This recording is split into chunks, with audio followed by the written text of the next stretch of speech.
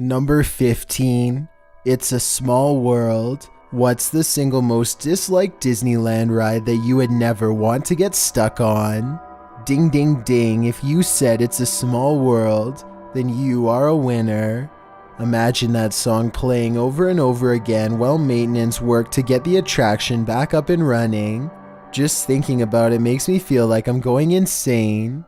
Well, one guest doesn't have to use his imagination. That's exactly what happened to him in 2009.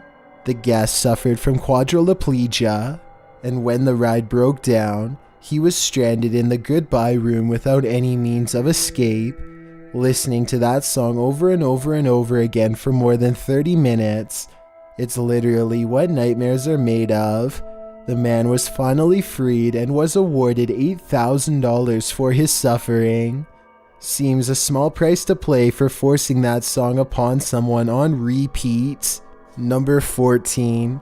The Matterhorn. In 1984, 48-year-old Regina Young was on the Matterhorn when she fell from the ride seat and collided with an oncoming coaster car. She passed away on the impact. After the incident, the woman's seatbelt was in fact discovered to be unfastened, although it's not clear if this was due to the staff or if Young managed to unfasten the belt herself. The roller coaster has an otherwise stellar safety record, according to Disneyland spokesperson Bob Roth, carrying 5 million passengers each year with little to no injuries. Regardless of the case's outcome, the details of the event are hard to stomach. Certainly those who witnessed the incident will always remember. Number 13. The Confrontation. Some of these stories come straight from current and former cast members who like to share their experiences at arguably the world's most famous theme park. Redditor Atheist Peace is one of them. He shared his experience as a Jungle Cruise skipper, writing, "Lots of crazy things happen in the jungle. Among those crazy things are swarms of bees requiring boats to redock, or guests falling into the water. But the main event described by this cast member is not one that he was there for, but one he heard about from other crew members. Loaded with guests, the boat entered the jungle. All was well until halfway through the trip, a Korean woman started screaming in Korean at the man sitting in front of her. The skipper stepped in, trying to calm the situation, but the woman didn't calm down.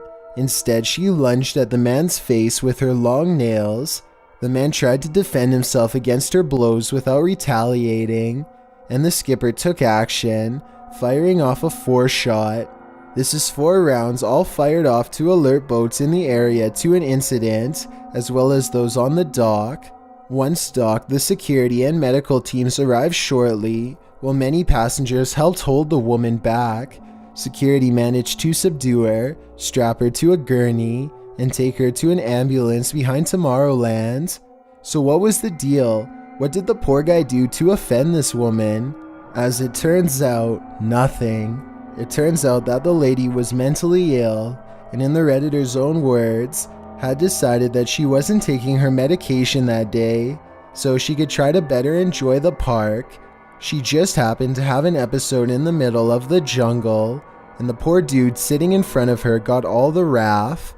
A reminder to those headed to Disneyland: even if you want to enjoy your day in the wonderful world of Disney, you still need to take your meds. Number 12.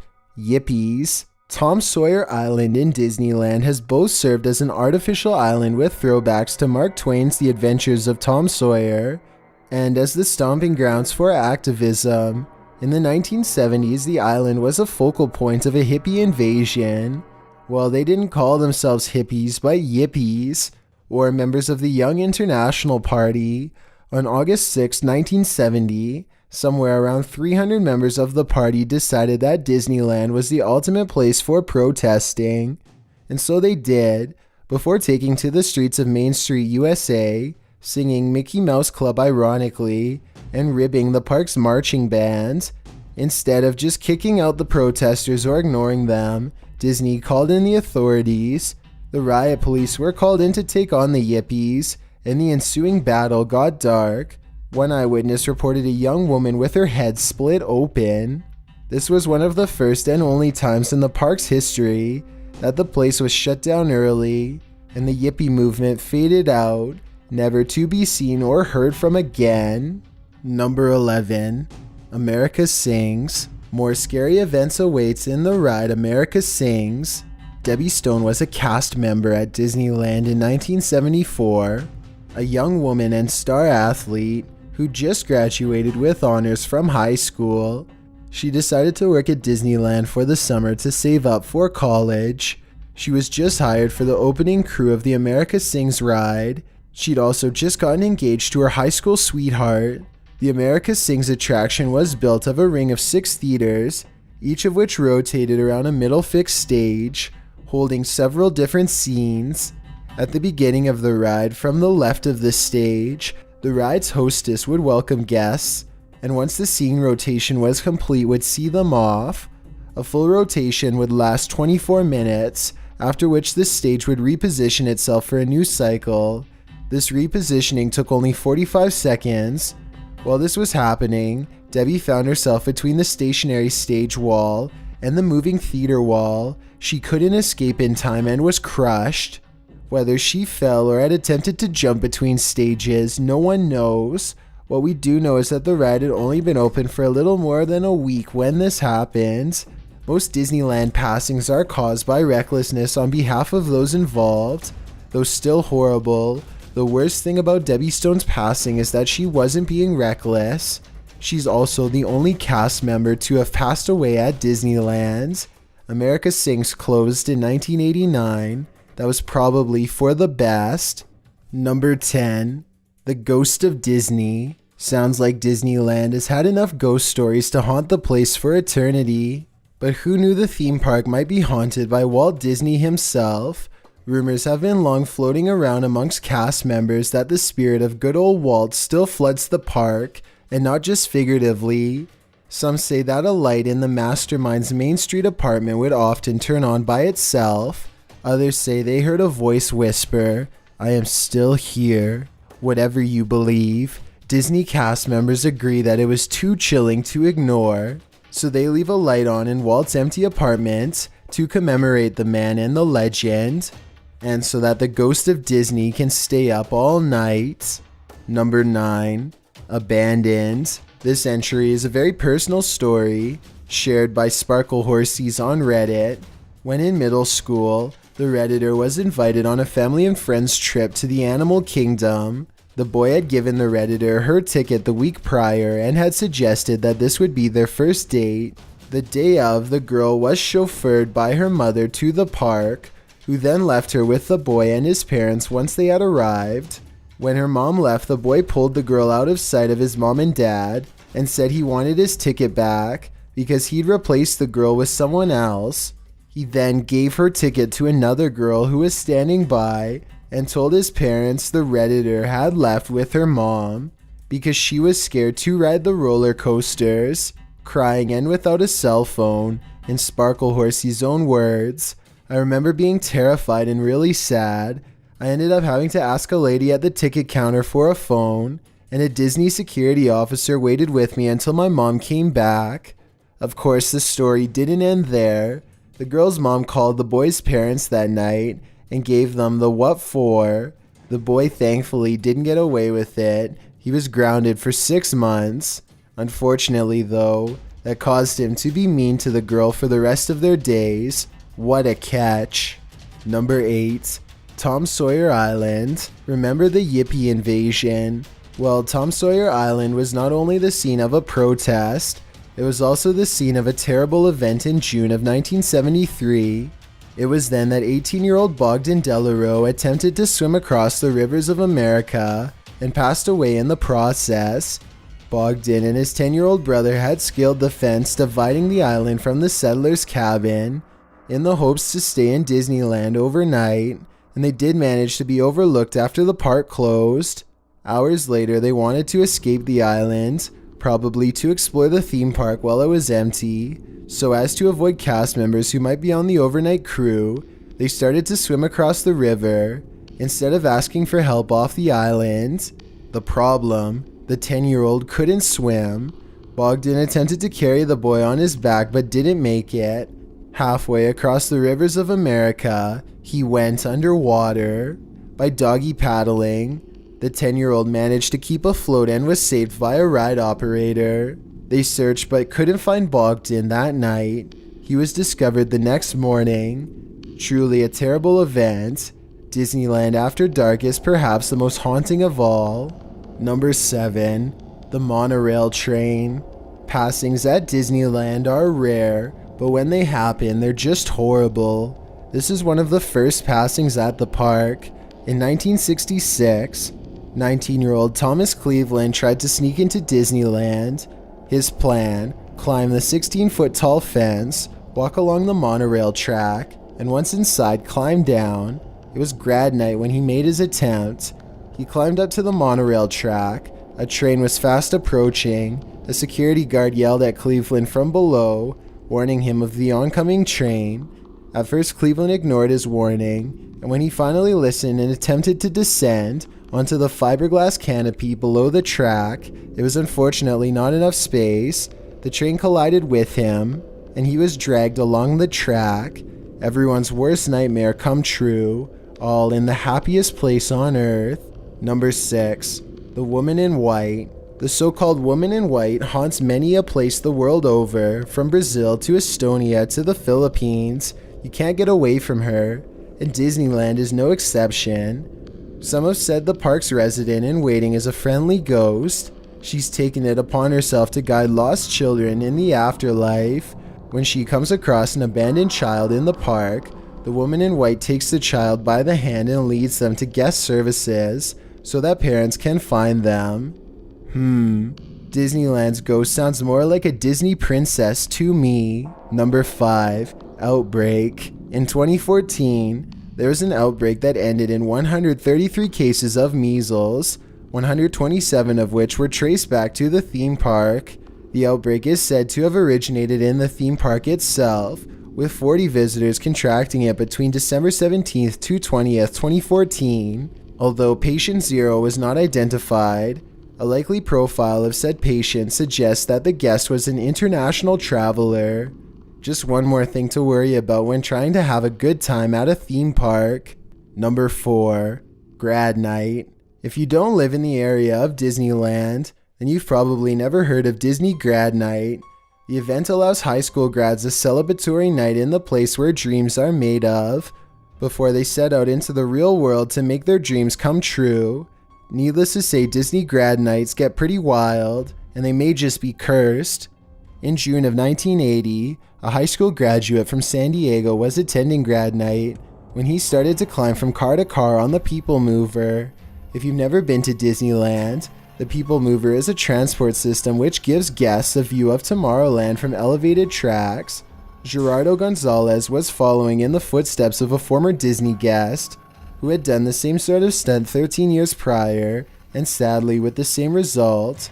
In the early hours of the morning, when Gonzalez was making his transition between cars, as the People Mover approached the superspeed tunnel, Gonzalez lost his footing and fell onto the track, directly in the path of an oncoming train, which ended up dragging the poor kid, much like Thomas Cleveland on the monorail track.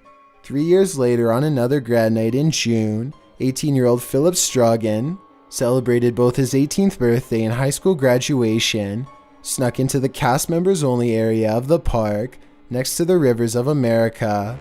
He and his friend had been drinking a lot, and the pair grabbed an inflatable rubber maintenance motorboat and disembarked on the river. Neither of the boys knew how to captain a boat, and as they approached Tom Sawyer Island, they hit a rock.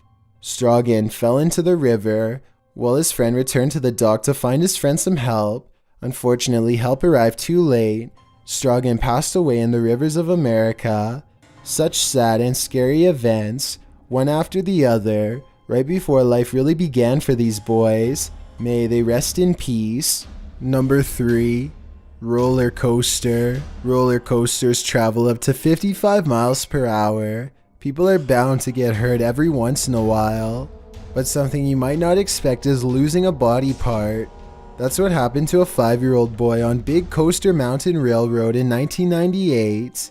When the roller coaster paused temporarily, The boy stepped out of the vehicle, managing to get his foot stuck between the edge of the platform and the train's running board. His left foot was seriously harmed, requiring the removal of all his toes and requiring changes from Disneyland to make the ride safer, which they did. Let's hope such a thing never happens again. Number 2. Haunted Mansion. They don't call it that for nothing. There are rumors that the mansion is actually haunted by real living ghosts. Real passed away ones, I mean. This entry has several layers, as there are a number of ghost stories involving the haunted mansion. Ghost story number 1.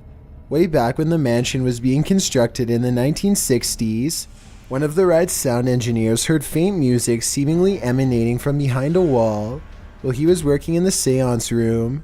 At first he thought nothing of it, probably just a radio, he told himself, but the music kept going and unlike radio shows, no commercial breaks interrupted it. The faint music lasted for days and was so irritating and eerie that the engineer placed a speaker against the wall to muffle the sound. Who or what was playing it? Ghost story number 2. Again in the seance room, one former Disney employee heard that the spell book in the room's seance circle was the real deal. That means a spell was being cast every time. Madame Leota recited it to her audience. Why was this rumor going around? Well, because the book kept moving all on its own. Cast members would arrive in the morning expecting the book to be in its place in the seance circle, but when they got there, it was always somewhere else. Who or what was moving it? Ghost story number 3. A woman whose son had passed away entered the haunted mansion and started sprinkling her son's ashes there. That was his last wish, to haunt the haunted mansion in Disneyland. Although cast members caught her and told her off, she somehow snuck back on the ride to covertly fulfill her son's wish. After the deed was done, many reported seeing a crying boy ghost near the haunted mansion's exit. Scary, right? Believe it or not, this one actually seems the most likely to be true. The Wall Street Journal reported in 2018 that Disney Parks custodians confirmed that this was a common resting place for dearly departed ashes. Folks scattered them there all the time, so much that maintenance code-worded it as an HEPA cleanup, a reference to the air filtration system that lifts fine dust particles. And one of the most popular spots to scatter, the haunted mansion probably has so much human ashes in it that it's not even funny, one custodian told the Wall Street Journal. Not funny at all, and also pretty disgusting. Ghost story number 4. One Redditor, Stormageddon, told of his experience working the haunted mansion attraction. He said that one of the expanding rooms was rumored to be haunted. Sometimes the audio would play low and creepy or even backwards.